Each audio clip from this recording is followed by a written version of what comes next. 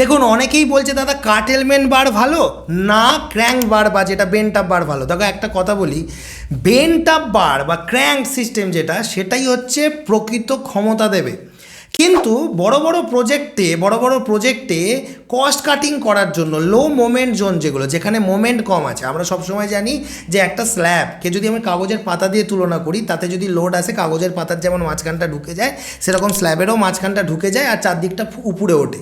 মাঝখানটা ঢোকে বলে ওইটাকে বলে পজিটিভ বেন্ডিং, চারদিকটা উপরে ওঠে বলে ওটাকে বলে নেগেটিভ বেন্ডিং।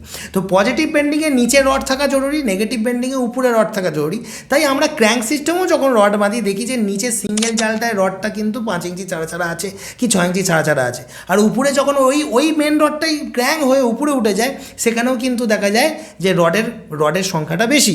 সেটা কাটেলমেন্ট বারের ক্ষেত্রেও কাট পিস রডে করা হয়, কিন্তু কাটেলমেন্ট বারের ডিজাইন কিন্তু একজন ইঞ্জিনিয়ার যদি করে দেয় তবেই করবেন, নিজে থেকে করতে যাবেন না কাটা রড দিতে, তাতে করে স্ল্যাব ফেলিওরও হয়ে যেতে পারে। তাই সবথেকে সেফেস্ট অপশান হচ্ছে ক্র্যাঙ্ক বারে কাজ করা।